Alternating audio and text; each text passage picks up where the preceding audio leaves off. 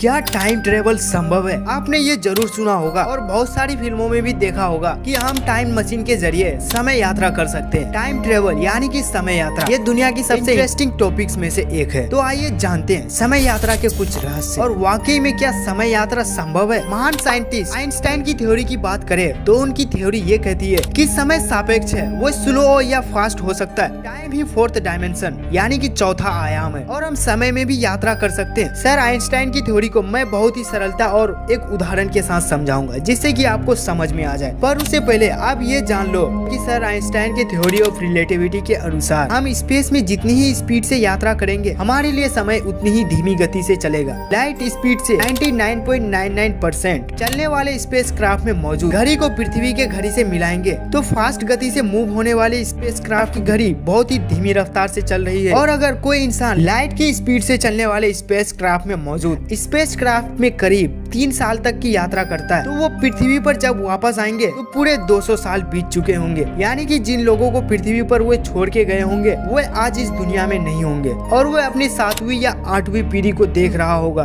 और ये सब होता है टाइम डायलेशन के कारण। ये टाइम डायलेशन ही कारण है जो हमारे हाई स्पीड से मूव हो रहे सैटेलाइट में रखे एटॉमिक क्लॉक के समय को भी कुछ नैनो सेकेंड्स धीमा कर देता है, जिसे हमेशा कुछ टाइम के बाद हमारे अर्थ के क्लॉक से मिलाना पड़ता है। ये टाइम डायलेशन हमारे एटॉमिक क्लॉक टाइम के करोड़वें हिस्से को भी काउंट कर सकता है। एटॉमिक क्लॉक भले ही कुछ नैनो सेकेंड्स का ही फर्क क्यों ना पैदा करता हो, लेकिन इससे हमें यह पता चलता है कि हम भविष्य में टाइम डायलेशन की मदद से समय यात्रा कर सकते हैं। तो इन सब चीजों से आपको ये पता चल ही गया होगा कि हमारे लिए भविष्य में समय यात्रा करना बिल्कुल संभव है। पर अभी हम समय यात्रा नहीं कर सकते हैं क्योंकि इस टाइम में हमारे पास ऐसा कोई टेक्नोलॉजी ही नहीं है जिससे कि हम लाइट की स्पीड के भी आसपास जा सके। पर जिस हिसाब से हम लोग टेक्नोलॉजी फील्ड में आगे बढ़ रहे हैं उससे ये अनुमान लगाया जा सकता है कि जल्द ही हम भविष्य में समय यात्रा के लिए सक्षम हो पाएंगे।